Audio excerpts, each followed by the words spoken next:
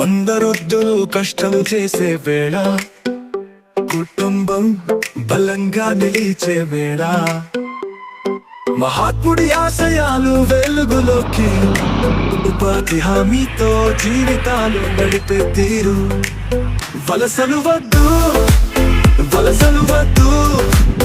మన గ్రామాలే మన బలం అంటూ పంట పొలాలు పండగ చేసే వేళ ఉపాధి హామీ జీవితం వెలుగు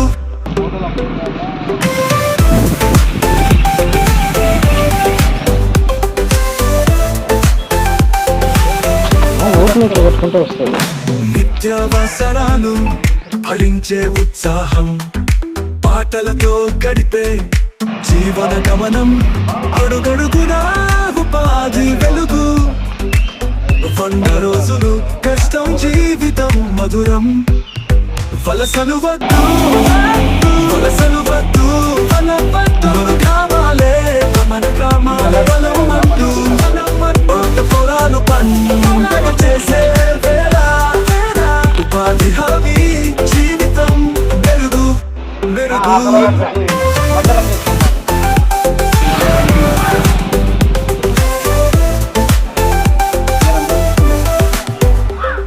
మహాత్ముడి ఆశయాలకు గౌరవం కార్మికుడి చెమటకు సత్కారం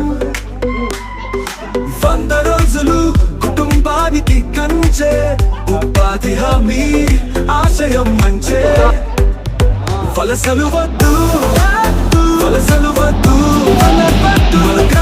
ఎందుకు ఈ కార్యక్రమం చేయాల్సి వచ్చింది అంటే మహాత్మా గాంధీ జాతీయ గ్రామీణ ఉపాధి హామీ పథకం అనే 20 సంవత్సరాల నుంచి ఉపాధి హామీ పనులు అనేవి చేసుకుంటూనే పోతున్నాం. ఈ కార్యక్రమం ఒక చట్టం కానీ ఏదైనా వచ్చింది అంటే ఊరకనే రాలేదు. అనేక మంది పోరాటాలు చేసి సైకిల్ యాత్రలు ఇవన్నీ ఢిల్లీ వరకు చేసి గ్రామాల్లో పనులు లేవు, వలసలు వెళ్ళిపోతున్నారు, వర్షాలు లేవు, పనులు కేసులతో ఉంటారు.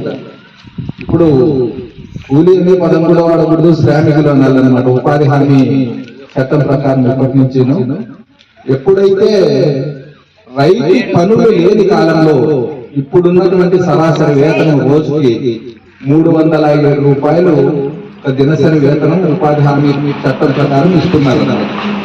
ఇందులో ఒక కుటుంబానికి 100 రోజులు పూర్తి చేస్తే 30 పోతే రైతుకే పోదాము అని అనుకుంటే రైతు పనులు లేని కాలంలో ఖచ్చితంగా మనం పని అడిగి పని కల్పించుకోవడం మన బాధ్యత, హక్కు కూడా.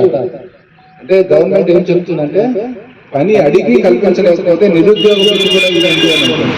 కాబట్టి ఇవన్నీ కట్టుకోవడానికి కూడా మనం పనులు చేస్తేనే ఆదాయం కూడా వచ్చాయి. కాబట్టి ఉపాధి హామీ పనులు పూర్తి స్థాయిలో చేసుకొని ప్రతి కుటుంబంలో 100 రోజులు పూర్తి చేసుకోవాలని కోరుకుంటూ ఒకసారి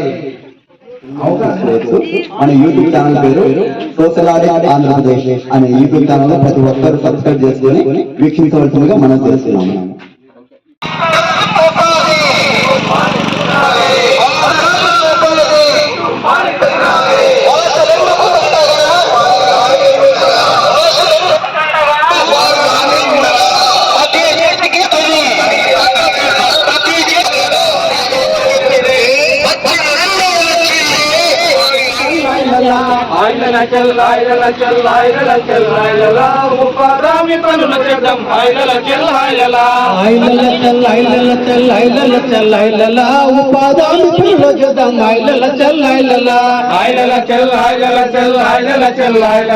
ఉపాధి పనులు చేద్దాం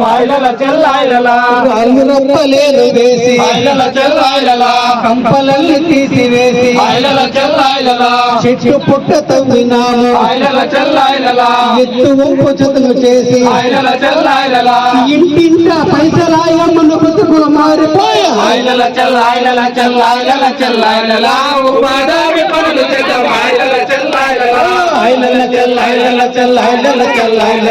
ఉపాధి పనులు చేద్దాం